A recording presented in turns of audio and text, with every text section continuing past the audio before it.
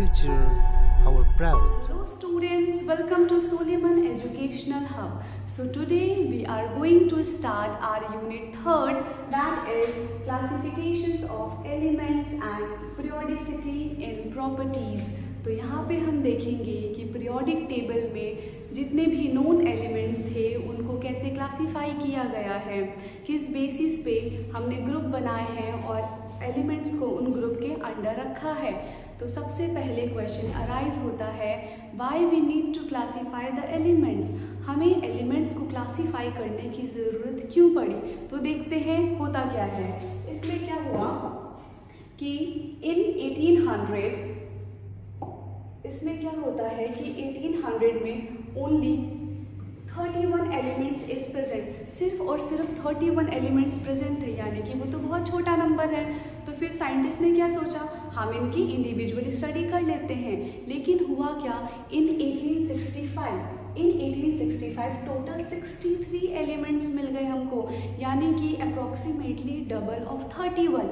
ये एक बहुत ही ज़्यादा लार्ज नंबर है। तो अगर हम 63 एलिमेंट्स की इंडिविजुअली स्टडी करेंगे तो हमें बहुत ज़्यादा टाइम लग जाएगा, और इन सब की इंडिविजुअली स्टडी करना भी पॉसिबल नहीं है, क्योंकि अभी हमारे पास टोटल 118 एलिमेंट्स प्रेजेंट हैं। अगर हम टोटल 118 एलिमेंट्स की स्टडी करेंगे तो ये बिल्कुल भी पॉसिबल नहीं है। तो क्या हुआ, साइंटिस्ट ने अपनी प्रॉब्लम को ईजी करने के लिए उनको कैटेगराइज कर दिया, एक ग्रुप में डाल दिया। जितनी भी सिमिलर प्रॉपर्टी थी उनको एक ग्रुप में रख दिया, और जितनी भी डिफरेंट प्रॉपर्टीज़ थी उनको हमने सेपरेट कर दिया। तो जो सबसे पहले साइंटिस्ट आए थे जिन्होंने क्लासिफिकेशन किया था एलिमेंट्स का, वो है डॉबरेनियर। डॉबरेनियर ने क्या किया था, उन्होंने ट्राइड्स दिए थे। उन्होंने क्या किया, ट्राइड्स दिया 3 एलिमेंट्स का। साइंटिस्ट थे वो है डॉबरेनियर। इन्होंने क्या किया था, अपना ट्राइड्स दिया था, जिनको हम जानते हैं डॉबरेनियर ट्राइड्स के नाम से। तो इन्होंने क्या किया कि 3 के ग्रुप में, इन्होंने 3 एलिमेंट्स के ग्रुप में अपना ट्राइड दिया। इन्होंने सबसे पहले ये बताया कि हम एलिमेंट्स को इंक्रीजिंग ऑर्डर ऑफ मासेस के बेसिस पे लगाएंगे, और फिर सेकंड नंबर पे इन्होंने क्या कहा कि जो फर्स्ट एलिमेंट है और जो थर्ड एलिमेंट है, अगर आप इसका अर्थमेटिक मीन निकालोगे तो वो नियरली इक्वल आएगा सेकेंड वाले एलिमेंट के। हम यहाँ से देखते हैं कि सबसे पहले लिथियम का एटॉमिक मास होता है 7 एंड पोटाशियम का एटॉमिक मास होता है 39। जब आप लिथियम और पोटाशियम का अर्थमेटिक यानी कि एवरेज मीन निकालोगे तो वो इक्वल होगा सोडियम के। ये इनका फर्स्ट ट्राइड था। सेकंड ट्राइड इन्होंने दिया कैल्शियम, स्ट्रॉन्शियम एंड बेरियम का। इन्होंने क्या किया, कैल्शियम का एटॉमिक वेट होता है 40 एंड बेरियम का एटॉमिक वेट होता है 137। आप एटॉमिक वेट बोलो या एटॉमिक मास बोलो, यहाँ पे दोनों सेम होते हैं। अब क्या हुआ, जब आप 40 और 137 का एवरेज मीन निकालोगे तो वो समथिंग 88.5 के इक्वल आएगा, जो कि बिल्कुल 88 यहाँ पे आ रहा है। ओके, थर्ड इनका ट्राइड्स था कैल्शियम, ब्रोमीन एंड आयोडीन। जब आप कैल्शियम और आयोडीन का एवरेज मीन निकालोगे तो वो समथिंग 80 के इक्वल ही आएगा। तो यहाँ से हमने देखा कि जितने भी डॉबरेनियर ने ट्राइड्स दिए थे वो उनकी थियोरी को सेटिस्फाई करते हैं। तो ये सारे हम इनके मेरिट्स में भी बोल सकते हैं। अच्छा, इसके बाद इनके डीमेरिट्स क्या होंगे। पहला डीमेरिट इनका ये है कि इन्होंने सारे एलिमेंट्स को क्लासीफाई नहीं किया था, मीन्स जितने एलिमेंट्स उस वक्त नोन थे इन्होंने सारे एलिमेंट्स को अपने ट्राइड्स में नहीं लिखा था। सेकंड इनका क्या है कि इन्होंने कहा था कि एक ग्रुप में सारे प्रॉपर्टीज़ जो होंगे, सारे एलिमेंट्स की जो प्रॉपर्टीज़ होंगी वो सिमिलर होंगे, लेकिन ऐसा सब में पॉसिबल नहीं था, क्योंकि हमने यहाँ पे देखा क्लोरीन, ब्रोमीन एंड आयोडीन। आपको पता है कि क्लोरीन, ब्रोमीन एंड आयोडीन में एक और एलिमेंट आता है, दैट इज फ्लोरीन। अगर आप फ्लोरीन, क्लोरीन एंड ब्रोमीन का एवरेज मास निकालोगे तो वो क्लोरीन की इक्वल नहीं आएगा। फ्लोरीन का एटॉमिक मास होता है 19 एंड ब्रोमीन का एटॉमिक मास, देखो यहाँ पे ब्रोमीन का एटॉमिक मास 80 दे रखा है, तो हम यहाँ से 80 लिख सकते हैं। ब्रोमीन का एटॉमिक मास होगा 80। जब आप इसका एवरेज वेट निकालोगे तो वो 49.5 के इक्वल आएगा, जो कि फ्लोरीन का कितना होता है 35, बिल्कुल भी नियरली इक्वल नहीं है। तो यहाँ से इन्होंने जो थ्योरी दी थी वो इनकी खुद की थ्योरी फेल हो गई थी, ये इनके हो गए हैं demerits. Okay, so second scientist जो है हमारे वो है न्यूलैंड लॉ, जिन्होंने क्या दिया था न्यूलैंड लॉ ऑफ ऑक्टेव। इन्होंने क्या किया, scientist is law of Octave. इन्होंने कहा था जैसे सारे गामा पाधा नी सा में सा अपने आप को वापस से रिपीट करता है, वैसे ही जो एलिमेंट्स होते हैं उनकी property after a certain interval of time repeat होती है। इन्होंने ये कहा था कि एवरी 8th एलिमेंट, क्या कहा था इन्होंने, एवरी 8th एलिमेंट रिजेंबल इस property with the first element. देखते हैं कैसे। देखो ये है आपका न्यूलैंड ऑक्टेव। इन्होंने क्या किया कि सबसे पहले लिथियम है, बेरिलियम है, boron, carbon, nitrogen, oxygen and fluorine and then magnesium. तो अकॉर्डिंग टू न्यूलैंड क्या हुआ था कि जो लिथियम है उसकी प्रॉपर्टी मैच करती है सोडियम के साथ एंड सोडियम की प्रॉपर्टी मैच करती है पोटेशियम के साथ, यानी कि ये एक ग्रुप में एलिमेंट है तो इन सब की प्रॉपर्टी सिमिलर होगी। इन्होंने कहा था स्टार्टिंग फ्रॉम एनीवेयर, आप कहीं से भी स्टार्ट कर लो, जो 8th प्रॉपर्टी है वो फर्स्ट प्रॉपर्टी के साथ मैच करेगी। देखते हैं कैसे। फॉर सपोज कि मैंने इसको नंबर 1 दे दिया। Okay, this is 1 2 3 4 5 6 7 and 8। यहाँ पे आ गया ना, जो 8th प्रॉपर्टी है वो फर्स्ट प्रॉपर्टी से, फर्स्ट एलिमेंट से बिल्कुल मैच होगी। अगर आप यहाँ से काउंट करो 1 2 3 4 5 6 7 एंड 8, ये भी जो है 1 इसको हमने माना तो यहाँ पे हमारा 8 आ गया, यानी कि यहाँ पे भी जो 8th एलिमेंट है वो फर्स्ट से रिजेंबल कर रही है। ये कहा था न्यूलैंड ने। लेकिन हुआ क्या था, उस वक्त आपके नोबल गैस डिस्कवर नहीं हुए थे।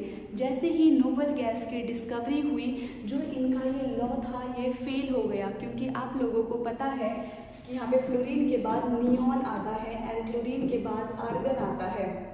अब क्या होगा, अब काउंट करके देखते हैं 1 2 3 4 5 6 7 8 पे तो नियॉन आ रहा है आपका, है ना, 8 पे आपका नियॉन आ गया, यानी कि जो अब सोडियम है वो 9 है।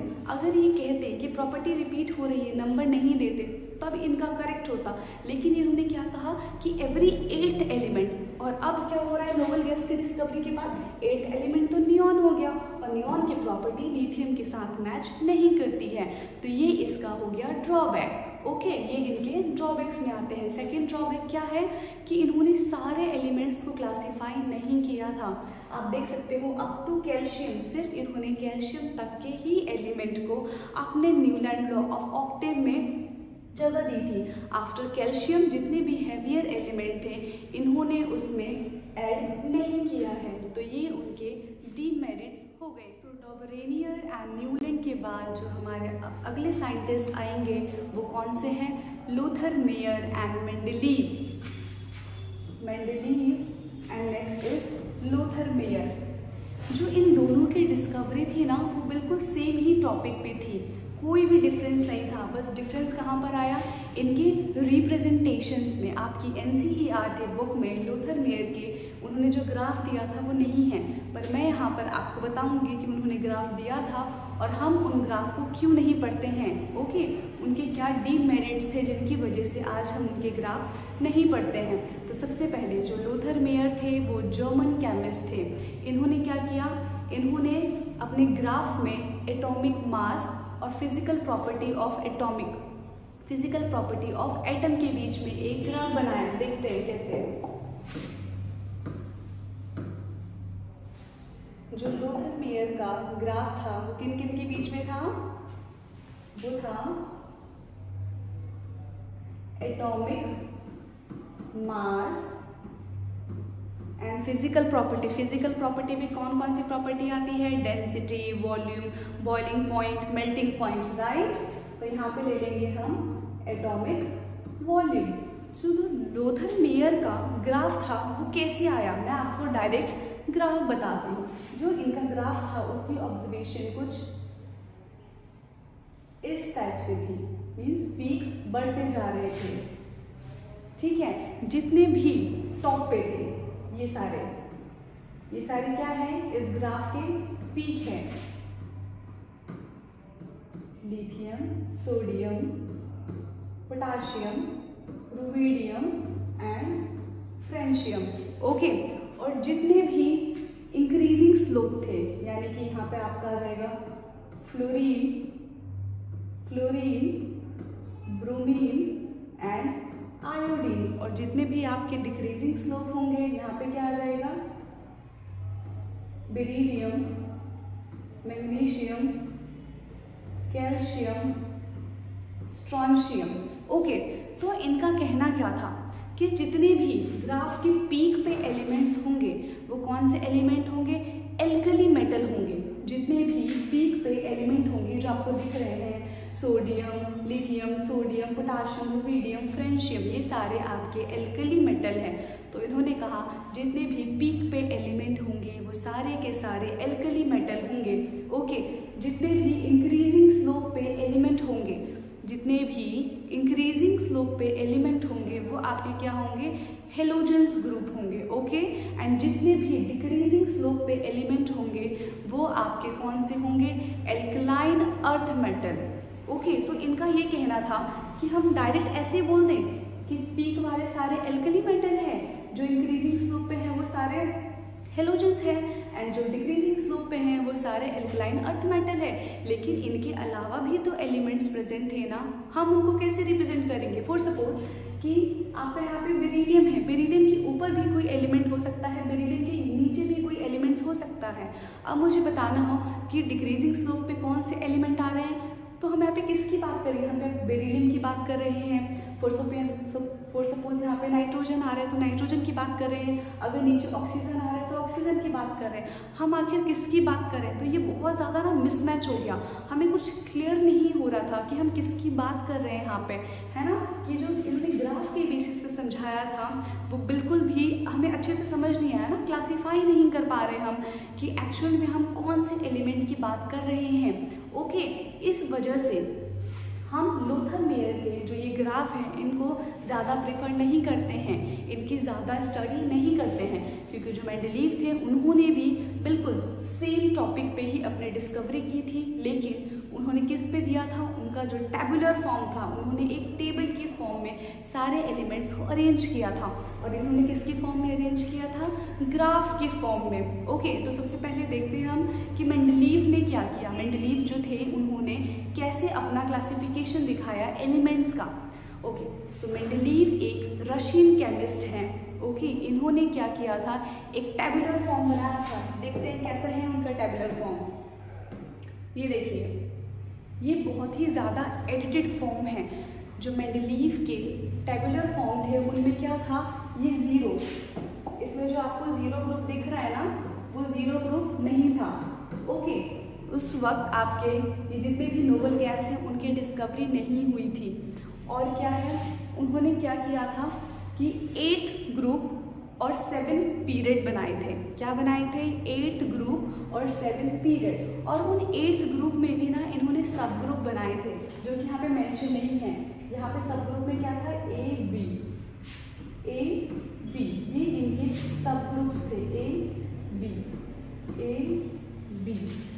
यहाँ पे भी आपका आएगा A and B, A and B. यहाँ पे क्या है, ए एंड बी। अब इन्होंने क्या किया था, जितने भी एक ग्रुप में एलिमेंट हैं इन सब की प्रॉपर्टी सिमिलर है। इन्होंने क्या किया, जो ट्रेंड फॉलो होता आ रहा था इन्होंने भी उसको फॉलो किया। क्या था ट्रेंड, कि सारे एलिमेंट्स को हम इंक्रीजिंग एटॉमिक मास के बेसिस पे लगा रहे हैं, है ना। जितने भी इंक्रीजिंग एटॉमिक मास है उसी बेसिस पे हम एलिमेंट्स को कैटेगराइज कर रहे हैं। तो मेंडलीव ने भी बिल्कुल वैसा ही किया। अब इन्होंने क्या किया, देखो जैसे लिथियम है, पोटाशियम है, रुबिडियम है, सीजियम है, इन सब की प्रॉपर्टी तो सेम है, तो इन सबको एक ग्रुप में रख दिया। वैसे ही इन्होंने बेरिलियम, कैल्शियम, स्ट्रॉन्शियम, बेरियम, इन सबको एक ग्रुप में रख दिया। तो ये हम इनके ये मेरिट्स में बोल सकते हैं कि इन्होंने एलिमेंट्स को अरेंज किया है on the basis of their increasing atomic mass, यानी कि जिनकी प्रॉपर्टी सिमिलर थी उनको एक ग्रुप में रखा, और जिनकी प्रॉपर्टी सिमिलर नहीं थी उनको सेकेंड ग्रुप में, यानी उनको अगले ग्रुप में रख दिया जिनकी प्रॉपर्टी से वो मैच हो रहे थे। ओके, और इनकी प्रॉपर्टी जो इन्होंने टेबल दिया वो बहुत ज़्यादा हिट क्यों थी, है ना, ये बहुत ज़्यादा हिट भी तो थी, आपको पता है ना। तो क्यों हिट थी, क्योंकि इन्होंने 2 एलिमेंट्स की प्रिडिक्शन की थी, और वो प्रिडिक्शन क्या थी, देखोगे आप यहाँ पे क्या है वो प्रिडिक्शन। यहाँ पे आपको एल्यूमिनियम दिख रहा है, राइट, यहाँ पे उन्होंने नीचे एक स्पेस छोड़ दिया था, और यहाँ पे आपको सिलिकॉन दिख रहा है, सिलिकॉन के नीचे भी उन्होंने एक स्पेस छोड़ दिया था, जिनका नाम क्या था, एल्यूमिनियम के नीचे वाले एलिमेंट का नाम उन्होंने रखा था एका एल्यूमिनियम, और सिलिकॉन के नीचे वाले एलिमेंट का नाम उन्होंने रखा था एका सिलिकॉन। एका एक संस्कृत वर्ड है, ओके। इन्होंने क्या बताया था, जब ये इस टेबल की स्टडी कर रहे थे तो इन्होंने देखा जो एल्यूमिनियम का एटॉमिक मास है, ओके, और जो इंडियम का एटॉमिक मास है, उन दोनों में बहुत ही ज़्यादा गैप है। तो उन्होंने क्या सोचा कि अगर इन दोनों में इतना ज़्यादा गैप है तो इन फ्यूचर कोई ना कोई तो एलिमेंट प्रिडिक्ट होगा जिनका मास इन दोनों के बीच में आएगा। तो इन्होंने इसी असम्पशन से, इन्हीं को देखते हुए एक प्रिडिक्शन की, और इन्होंने बताया कि हाँ, फ्यूचर में एक ऐसा एलिमेंट प्रिडिक्ट हो सकता है जो कि इन दोनों के बीच में आएगा, ओके। इनका नाम इन्होंने क्या दिया, एका एल्यूमिनियम। वैसे ही यहाँ पे सिलिकॉन के साथ किया, सिलिकॉन और टिन या फिर आप जर्कोनियम बोल लो, इन दोनों के बीच में बहुत ही ज़्यादा एटॉमिक मास का गैप है, ओके। तो फिर इन्होंने क्या किया, सेम जो यहाँ पे इन्होंने प्रिडिक्शन की थी वो भी यहाँ पे इन्होंने प्रिडिक्ट कर दिया, और बोला कि सिलिकॉन के नीचे एक और एलिमेंट आ सकता है जिनको उन्होंने नाम दिया है एका सिलिकॉन, ओके। अब आप देखो जो इन फ्यूचर अभी हम पढ़ते हैं क्या है, एल्यूमिनियम के बाद आपका गैलियम आता है, क्या आता है आपका, एल्यूमिनियम के बाद गैलियम आता है, एल्यूमिनियम के बाद गैलियम आता है, जिनको उन्होंने पहले क्या नाम दिया था, एका एल्यूमिनियम। तो अब आप देखोगे जो मेंडलीव ने प्रॉपर्टी बताई थी एका एल्यूमिनियम की, वो बिल्कुल मैच करती है आपकी गैलियम के साथ। वैसे ही जो उन्होंने प्रॉपर्टी बताई थी एका सिलिकॉन की, वो बिल्कुल प्रॉपर्टी मैच करती है जर्मेनियम के साथ, ओके। इन्होंने एक और बात कही थी, वो बात क्या थी कि जो एक ग्रुप के एलिमेंट है ना, इनका वैलेंसी सबका सिमिलर होगा, ओके। आपने देखा भी होगा कि लिथियम का भी 1 होता है, पोटाशियम का भी 1 होता है, रुबीडियम का भी 1 होता है, सीजियम का भी 1 होता है ना। तो मेंडलीव ने यही कहा था कि एक ग्रुप के एलिमेंट होंगे, उन सब की वैलेंसी ना बिल्कुल सिमिलर होंगी, उन सब की वैलेंसी एक जैसे ही होगी, ओके। तो ये हमारे सारे, हमने किन किन साइंटिस्ट के बारे में देखा अभी। सबसे पहले हमने देखा डॉबरेनियर के बारे में, सेकंड हमने देखा न्यूलैंड के बारे में, थर्ड हमने देखा लोथर मेयर, एंड फोर्थ हमने देखा मेंडलीव के बारे में। और इन सब में कॉमन क्या था कि सब ने एटॉमिक मास के बेसिस पे एलिमेंट्स को अरेंज किया था, ओके। किस बेसिस पे अरेंज किया था इन्होंने, इंक्रीजिंग एटॉमिक मास के बेसिस पे। Got it my points, okay.